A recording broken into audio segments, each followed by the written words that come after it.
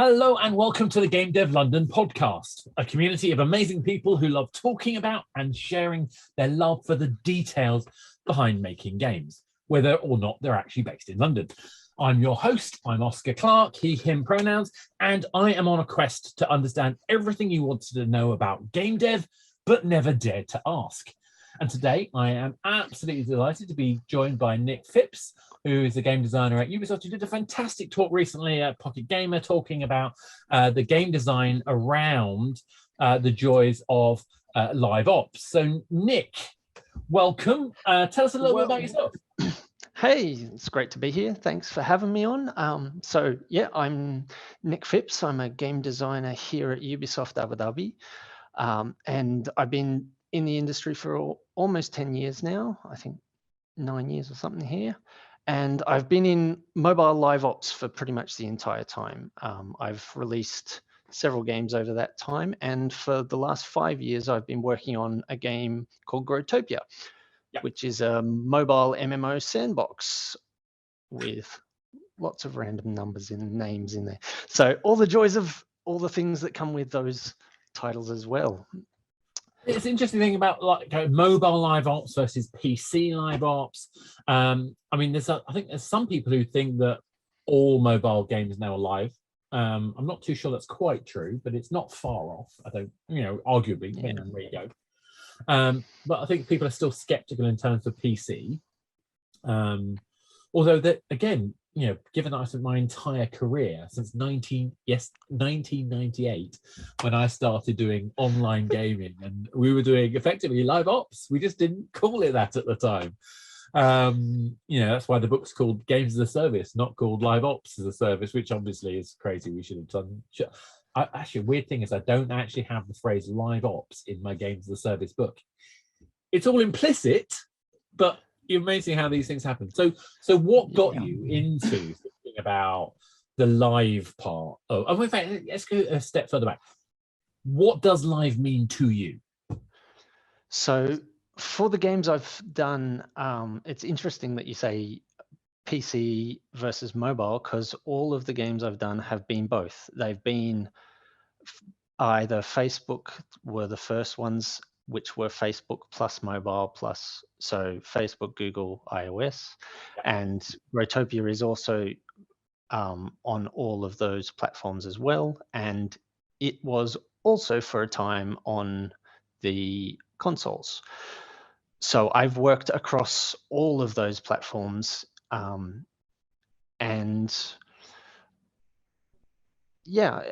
So there is very much all of them integrated. Mobile is not exclusive in this situation.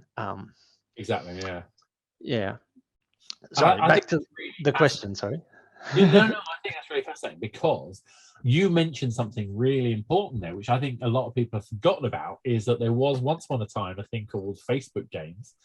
I know that is still a thing, but there's still people who forget that that's the thing. Because I remember 2007, Facebook had just had their big "we're going to do gaming" talk, and a guy called Christian Stegerslara, who's now at Super Mega Evil Corp, came out and said, "Oscar, this is going to be the best thing." And we literally had come out of we were at a conference in London called Mobile Games Forum. He said, "Oscar, this is the thing that's going to be the big thing."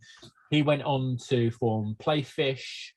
He sold Playfish to EA for something like 250 million or something ridiculous. He now is like Uber guy at Super Mega Evil. And that started, I mean, he'd had a lot of experience in mobile, but that started with that social game movement. And we were all talking about the social game movement on Facebook, but we stopped. But as you just said, that it still exists, doesn't it? It does. So both of the games that I was working on Facebook are no longer live, but the same. This still exists, and you tell me they're no longer live. Those two are no longer live. Yeah. But the way that Facebook does its social is, so the way that we use social is not the same as it was back in the day when Facebook games were a thing. But our games are far more interactive than what the old Facebook social of just spam all your friends to get them on your team, so to speak. So you've got extra people to get extra gems or energy or whatever your system was. I used to joke that you used to sell your friends for resources. Exactly. That's exactly what most Facebook games ended up being. Get as many friends joining you so you can farm them for resources. Exactly. Farm your friends for resources. And that's exactly the case. But I think it's interesting though. I mean, the challenges that go on with that. So regardless of the whys and wherefores of Facebook gaming as itself, as of what it was, and the idea of social gaming now, what does living games mean to you? What does a live game mean to you? So I guess for that question, it's more going back to the design side from me. So I'm looking more at the designing for a live game than so much what live games in general mean. But for me, it's very much alive, as the thing means. It's not just a live game; it's a game that is alive, Yeah. and it's very much that it's more than just the game. It's all about the community in the game. So everything you do for a live game is about the players, not so much about the content that you're making. Yeah. You are making something specific for the players and for your community instead of making something that you want to present. So you still weave that stuff in for it, but it essentially comes from the player side as the main driver, as opposed to come from you sending something out and people wanting to play what you're trying to sell. Yeah, I get what you're saying. So the different, because a lot of people are trying to shift the perspective on even static, well, pay up front games. Let's use that phrase for now. The sort of more one-off, joyful moments. Those kind of games are increasingly being designed for players. But like you say, the difference is that you want the experience, the content essentially, to be partly the players themselves. It's the nature of the experience being the common shared moment.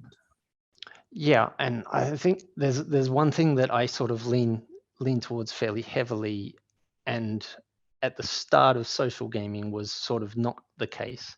But I believe very strongly that your free players are very much content in your game. Yeah. So the idea of not wanting freeloaders is not a thing in social gamers, because those freeloaders they are your content. So if you have paying players in your game, their content is the free players that they can show off to all the cool stuff that they pay to do. We don't want free players to think we don't value them. Absolutely.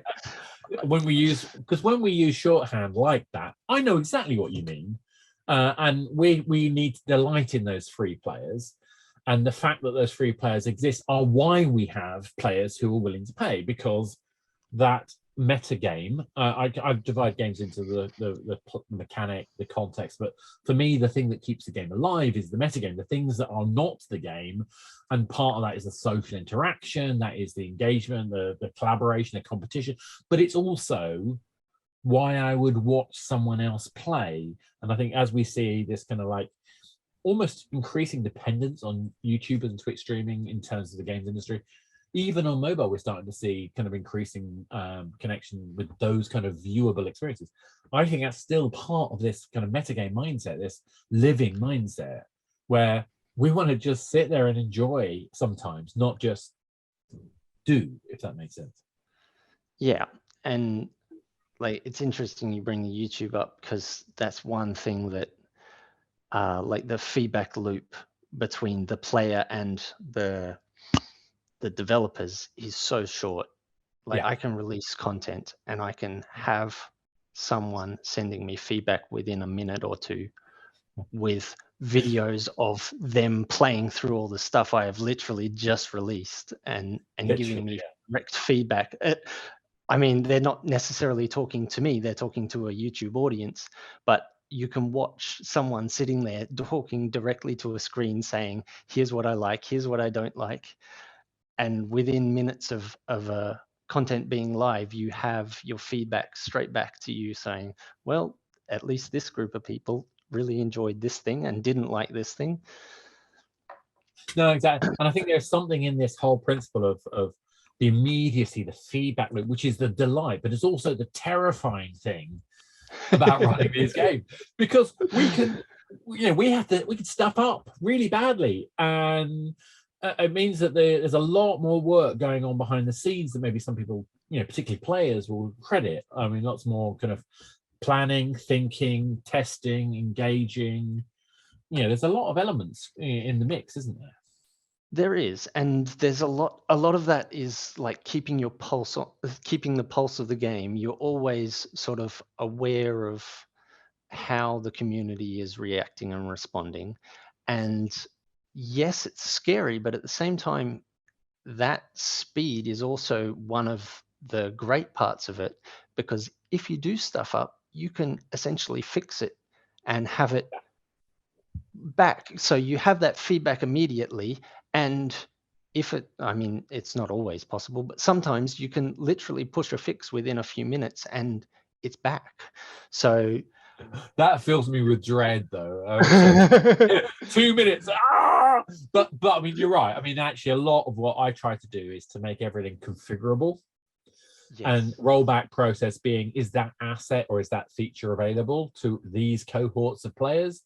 And if I can just tap the button that says no, then I've rolled back. And that makes me happy because I can go, oh, there he is. Oh, it didn't work. Stop.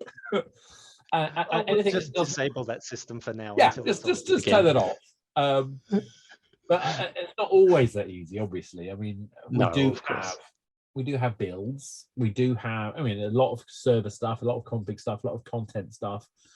Things do break. But this is the art of like deployment testing and regression testing and all the other bits that we do in advance of getting it in front of a player. Yeah, and often the things that are breaking are the things that you don't see in those regression tests until you have 500,000 players who are just banging down the door, and now you find out that one tiny little thing that exactly. But it's 500,000 players. I don't know about you, but it's not just the 500,000 players. Is that it's so easy when you're not easy, the wrong word, but when you're testing, it's so easy to forget that not everybody has constant internet access. So if you've got a living game and you're not testing poor network conditions, you don't know what can go wrong. And little things like that, I find, I just stupid little things like that. It's always something I end up telling devs to think about, which they don't always do. That was one of the beauties of coming from Australia and coming to a group of game devs who had no concept of slow internet, and then doing a soft launch in Australia and having 0 players able to connect to the game because the internet just doesn't handle it. It's like, well, that doesn't work. Well, I have to admit, I have a little familiarity with that because Australia Telstra had a version of Wireplay, the online gaming platform that I was running. So I had like regular calls with the Telstra team, and they were telling me about the fun and games they had of getting the service to work in certain areas of the country. Yeah. What can I say? All the fun of the affair doesn't change. Yeah.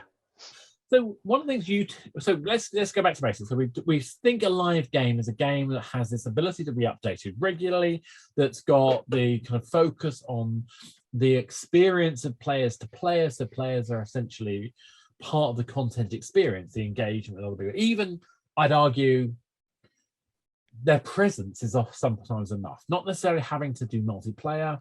I'm a big believer in the massively single player game as well. I think I'm actually a very antisocial, even though I'm very sociable, I'm a very antisocial gamer, mostly because I'm rubbish. I'm the same. I will play most of those multiplayers single player. Oh, I don't. I love